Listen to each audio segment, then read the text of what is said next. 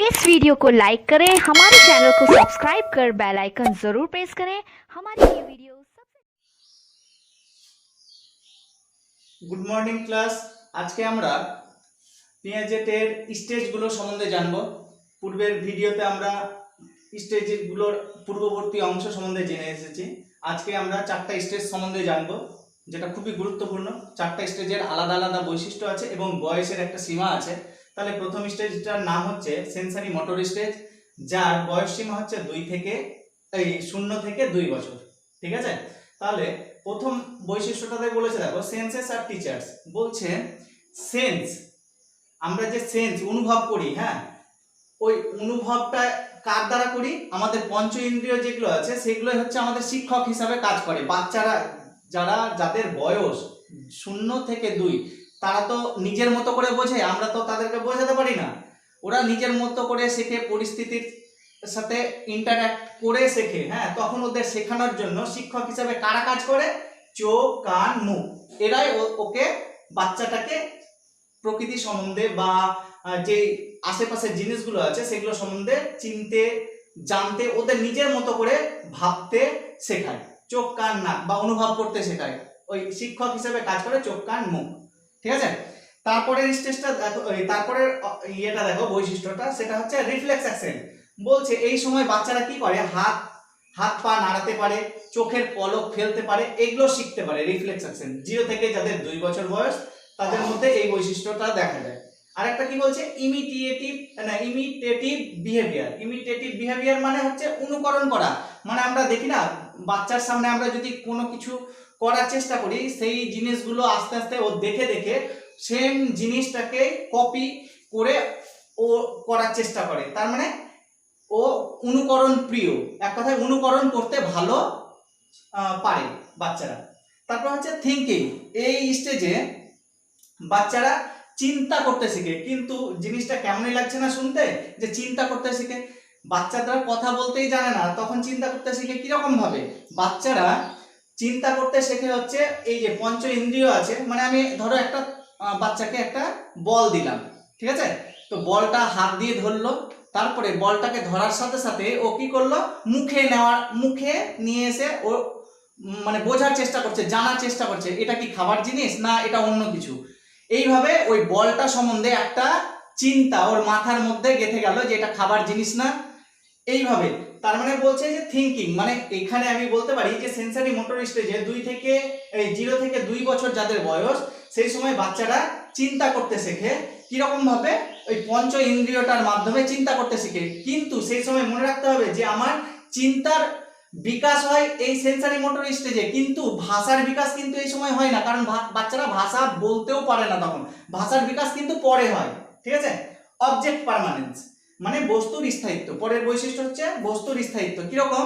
মানে আমি যদি বলি, ধরো out of sight out of mind, মানে আমার চোখের সামনে কোনো জিনিস আছে, হ্যাঁ, আমার চোখের সামনে থেকে যদি ওই জিনিসটা সরিয়ে নেয়, আমার মস্তিষ্ক থেকেও বা মাইন্ড থেকেও বা মন থেকেও ওই জিনিসটা স্থায়িত্বটাই মিটে যাবে। কিরকম? ধরো বাচ্চার সামনে একটা আমি বল দিলাম, ঠিক আছে, যাদের বয়স 0 থেকে 2 বছর, বল দিলাম। ওই বলটা যখন ওর সামনে আসলো বা ওর সামনে পেলো, ওই বলটা নিয়ে ও খেলাধুলা করছে। হঠাৎ করে আমি কি করলাম? বলটাকে ওর থেকে দূরে নিয়ে চলে গেলাম বা লুকিয়ে দিলাম ওর থেকে। তখন ও ভুলে গেল ওই সম্বন্ধে, অন্যরকম ভাবে ও অ্যাক্টিভিটি করছে, খেলছে, ভুলে গেছে। হ্যাঁ, তার মানে ওর মধ্যে কিন্তু বস্তুর স্থায়িত্ব সম্বন্ধে কোনো চিন্তা বা বস্তুর স্থায়িত্ব সম্বন্ধে কোনো ধারণা তৈরি হয়নি। কারণটা কি? কারণটা হচ্ছে যে ওর এজটা হচ্ছে 0 থেকে 2 বছরের মধ্যে, 2 বছর মানে 0 থেকে 2 বছরের মধ্যে, সেই ওর মধ্যে যদি বস্তুর স্থায়িত্ব বা ধারণা সম্বন্ধে ধারণা চলে আসতো বস্তুর স্থায়িত্ব সম্বন্ধে, তাহলে ও কি করতো? যেই আমি বলটা কেড়ে নিলাম ওর কাছ থেকে বা লুকিয়ে দিলাম, ও ওই বস্তুটাকে পাওয়ার জন্য কি করতো? কাঁদতে শুরু করে দিত। তার মানে কি? ও জানছে যে আমার চোখের সামনে থেকে, হ্যাঁ, বস্তুটা চলে গেলেও পৃথিবীতে ওর স্থায়িত্ব আছে। কিন্তু যখন ও জানতো না, বস্তুর স্থায়িত্ব সম্পর্কে ধারণা তৈরি হয়নি, তখন ও কি করতো? যে আমি চোখের সামনে থেকে ওর বলটাকে লুকিয়ে দিলাম, ওই জিনিসটা সম্বন্ধে ভুলে গেল।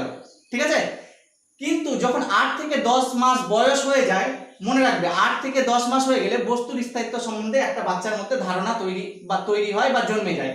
কারণ কি, যখন আমি বলটা ওকে দিলাম, বলটাকে লুকিয়ে দিলাম 8 থেকে 10 মাসের আগে, ও ভুলে গেল। কিন্তু 8 থেকে 10 মাস পরে যখন ওকে বলটা দিলাম আর ও বলটা নিয়ে খেলা করছে, হঠাৎ করে আমি বলটা লুকিয়ে দিলাম, তাহলে ও কাঁদতে শুরু করবে। ও জানে যে আমি যদি কাঁদি তাহলে আবার ওই বস্তুটা আমার কাছে বা বলটা আমাকে আমার মা বা বাবা বা দাদা ওরা আমাকে এনে দিবে। তার মানে কি, ওর জ্ঞান হয়ে গেছে এইটা সম্বন্ধে যে বস্তুটা আমার চোখের সামনে থেকে আড়াল হলেও পৃথিবীতে ওর স্থায়িত্ব আছে। ঠিক আছে, তাহলে আমার মনে রাখবে যে সেন্সরি মোটর স্টেজে এই 4-5টাই স্তরের বৈশিষ্ট্যগুলো দেখে নিই। যেটার স্তরের নাম হচ্ছে প্রি অপারেশনাল স্টেজ, 2 থেকে 7 বছর। ঠিক আছে, এখানে হচ্ছে অপারেশন মেন্টাল প্রসেস।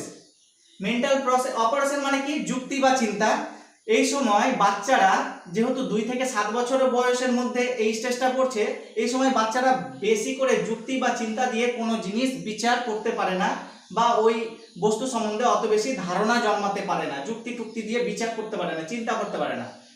দ্বিতীয় বৈশিষ্ট্যের নাম হচ্ছে ট্রানজাক্টিভ রিজনিং, অযুক্তিপূর্ণ বিচার। মানে ধরো হঠাৎ করে আমি দেখলাম, আমি মাঠে খেলে বেড়াচ্ছি, দেখলাম বাগানে আম অনেক হয়েছে, আমি ঢিল মারলাম, আমটা পড়লো না, কিন্তু হঠাৎই বৃষ্টি নেমে পড়লো, তাহলে আমি কি ভাববো যে আমার ঢিল ছুড়ার সাথে বৃষ্টির সম্পর্ক আছে। এইরকম অযুক্তিপূর্ণ, মানে আমি ঢিল ছুড়লাম বলেই বৃষ্টিটা পড়তে শুরু করেছে।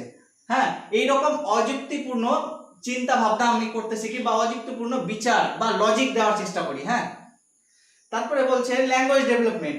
এই সময়টাই হচ্ছে 2 থেকে 7 বছর বয়সটাই হচ্ছে গুরুত্বপূর্ণ বয়স, যেই সময় ভাষার বিকাশ হয়। প্রথমে আমি কি বললাম যে সেন্সরি মোটর স্টেজে বাচ্চার মধ্যে কি হয়, চিন্তা করতে শিখে। হ্যাঁ, কিন্তু ভাষার বিকাশ কখন হয়, প্রি অপারেশনাল স্টেজ, যখন বাচ্চার বয়স 2 থেকে 7 বছর, তখন ভাষার বিকাশটা হয় মেইনলি। ঠিক আছে, ইররিভার্সিবিলিটি, পরিবর্তনীয়তা, মানেটা কি রকম দেখো, আমি বললাম 2 + 2 = 4, 4 - 2 = 2। এই পরিবর্তনীয়টা বাচ্চারা বুঝতে পারে না, ওরা সোজা জিনিসটাই জানে, একরকম ব্যাপার, একমুখিতা। মানে 2 থেকে 2 যোগ করলে 4 হয়, 4 + 2 যোগ করলে 6 হয়। কিন্তু ওই জিনিসটাকে পরিবর্তন যদি করি যে 4 থেকে 2 বাদ দিলে 2 হয়, এই জিনিসটা ওরা বুঝতে পারে না। ঠিক আছে, অ্যানিমিজম, সর্বপ্রাণবাদ। সর্বপ্রাণ মানে সব অজীব বা জড় বস্তুতে প্রাণ আছে। হ্যাঁ, এটা ওরা মনে করে। কেমন, ধরো আমি হঠাৎ করে খেলতে খেলতে আমার হঠাৎ পায়ে ইটে একটা আঘাত লাগলো, দিয়ে চোট পেয়ে গেলাম, আমি কান্না করতে শুরু করলাম, আমি উঠে কি করলাম, কান্না করতে করতে ওই ইটটাকে মারতে শুরু করলাম। হ্যাঁ, বা পেটাতে শুরু করলাম। কারণটা কি, আমি জানি ওই ইটটার মধ্যেও প্রাণ আছে। হ্যাঁ, ওকে মারলে আমি শান্তি পাবো বা আমার কান্না থামবে, এইরকম একটা চিন্তা ভাবনা বাচ্চারা করে।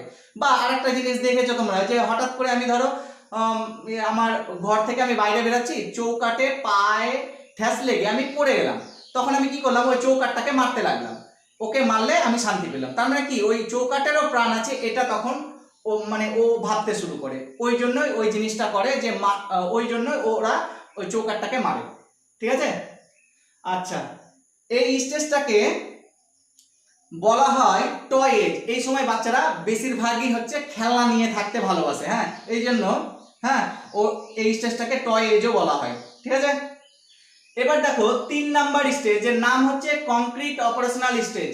এর বয়সটা হচ্ছে 2 থেকে 11, না সরি, কংক্রিট অপারেশনাল স্টেজের বয়স হচ্ছে 7 থেকে 11। ঠিক আছে, এই সময় লজিক্যাল থিঙ্কিং বা যুক্তিপূর্ণ চিন্তা করতে শেখে। লজিক্যাল থিঙ্কিং বলতে আমরা কি বুঝি, যাকে যে জিনিসটা আমার সামনে মূর্ত, মানে যাকে টাচ করতে পারি। হ্যাঁ, মূর্ত মানে হচ্ছে যাকে দেখতে পাচ্ছি চোখে এবং টাচ করতে পারছি, মানে ছুঁতে পারছি, অনুভব করতে পারছি, হাত দিয়ে নেড়ে হ্যাঁ অনুভব করতে পারছি, সেই সব জিনিসগুলো সম্পর্কে আমি যুক্তিপূর্ণ চিন্তা করতে পারবো। ঠিক আছে, সেই সব বস্তু বা ব্যক্তির উপর আমি যুক্তিপূর্ণ আমার চিন্তা ভাবনা জাহির করতে পারবো বা জানাতে পারবো। ঠিক আছে, বা বিচার করতে পারবো।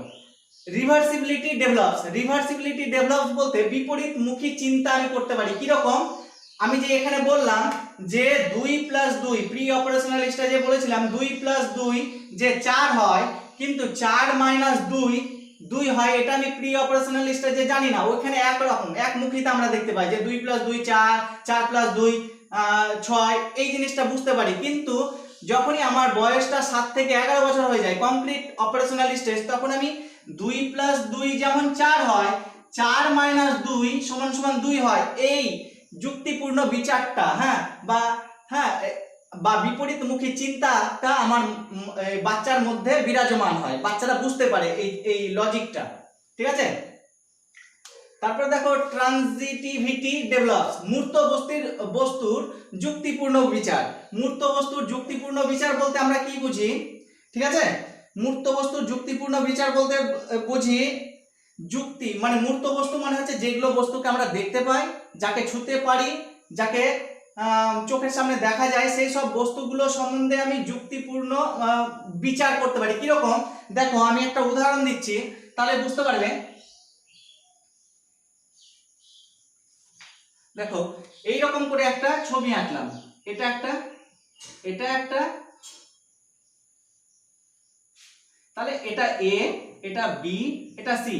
বাচ্চারা এই সময় যে এ বি এর থেকে ছোট বা বি এ এর থেকে বড় এটা বুঝতে পারে, এইরকম ভাবে যুক্তিপূর্ণ চিন্তা করতে পারে। আবার ও বি এর সাথেও তুলনা করতে পারে, বি সি এর থেকে ছোট বা সি বি এর থেকে, বি হচ্ছে সি এর থেকে ছোট, তাহলে সি বি এর থেকে বড়, এই চিন্তাটা ওরা করতে পারে। ঠিক আছে, ওটাকে বলছে মূর্ত জিনিসের প্রতি, মানে যেটা চোখে দেখতে পাচ্ছে বা যাকে ছুঁতে পারে সেই সব জিনিসের, হ্যাঁ, জিনিসের যুক্তিপূর্ণ বিচার ওরা করতে পারে। ঠিক আছে, এবার দেখো ক্লাসিফিকেশন কামস।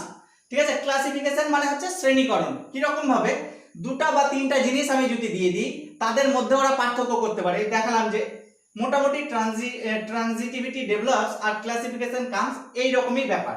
ঠিক আছে, দুই বা তিনটা জিনিসের মধ্যে পার্থক্য এরা করতে পারে। তারপরে দেখো আমার দেওয়া আছে সিরিয়েশন বা ক্রম, মানে ছোট থেকে বড়। আমি যদি আরো দিয়ে দিই 2 থেকে 3 বা 4 দিয়ে দিই, প্রথমেরটা ছোট, তারপরটা একটু বড়, তারপরটা একটু বড়, এরকম ভাবে ক্রম অনুযায়ী সাজাতে তারা পারে। ঠিক আছে, কনজারভেশন দেখো, এবার দেখো কনজারভেশন মানে সংরক্ষণ। মানে আমি কি বলতে পারি, ধরো এইরকম একটা পাত্র নিলাম, এটা একটা ছোট পাত্র, এ গোটাটাই আমার দুধে ভরা আছে। ঠিক আছে, আমি আরেকটা বড় পাত্র নিলাম, হ্যাঁ, তা এই পাত্র থেকে যখন এই পাত্রে আমি দুধটাকে ঢেলে দিলাম, হ্যাঁ, কংক্রিট অপারেশনাল স্টেজে বাচ্চারা বুঝতে পারে যে বস্তুর আকার, হ্যাঁ, আকারে মানে বস্তুর আকার, হ্যাঁ, আকৃতি, ঘনত্বর, হ্যাঁ, কোনো পরিবর্তন হয় না। এই পাত্রতে যতটা পরিমাণ দুধ আছে ছোট পাত্রতে, সেই পরিমাণ দুধটা যদি আমি বড় পাত্রতে ঢেলে দিই, মানে পাত্রটা বড়, তারপরেও এখানে যতটা দুধ ছিল সেই পরিমাণ দুধটা এই বড় পাত্রটাতেও আছে। মানে বাহ্যিক আকৃতির, মানে বাহ্যিক আকৃতি যদি পরিবর্তন হয়ে যায়, ছোট পাত্রের দুধটা যদি আমি বড় পাত্রে ঢেলে দিই তাহলে ওখানে বাড়বেও না বা কমবেও না, সেম থাকে। এই জিনিসটা কংক্রিট অপারেশনাল স্টেজে বাচ্চারা বুঝতে পারে। কিন্তু যখন প্রি অপারেশনাল স্টেজ, তখন বাচ্চারা বুঝতে পারে না যে আমি ছোট পাত্র থেকে বড় পাত্রে দুধ ঢেলে দিলাম, এবার ছোট পাত্রে তো অনেক নিচুতে দুধটা থাকবে, অনেক নিচে থাকবে দুধটা, কিন্তু এই পাত্রটাতে ভরা থাকবে।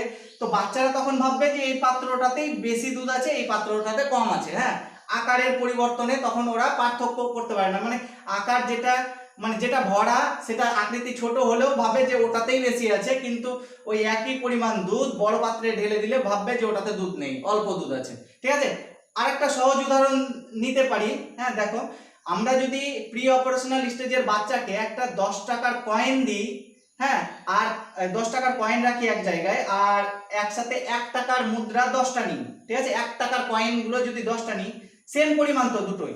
এখানে হচ্ছে 10 টাকার নোট, দেখো এখানে হচ্ছে 10 টাকার নোট, একটা 10 টাকার নোট, নোট সমান সমান 10টি কয়েন 1 টাকার, 1 টাকার কয়েন। ঠিক আছে, 10 টাকার একটা নোট, একটি নোট, একটি নোট হচ্ছে 10 টাকার, আর 10টি 1 টাকার কয়েন, আমার তো পরিমাণ তো সেম।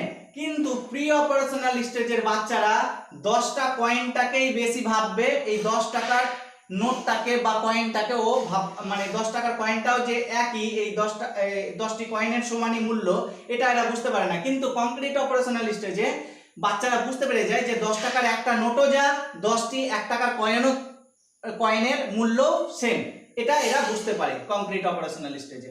আচ্ছা, লাস্ট স্টেজ দেখো, অপারেশনাল স্টেজের আরেকটা নাম আছে যেটা আমাদের মনে রাখতে হবে। এই এজটাকে বলা হয় লেটার চাইল্ডহুড বা pre gang age, later childhood. ঠিক আছে, এবার পরের স্টেজটা হচ্ছে ফর্মাল অপারেশনাল স্টেজ। এখানে হচ্ছে 3-4টে আমার বৈশিষ্ট্য দেওয়া আছে।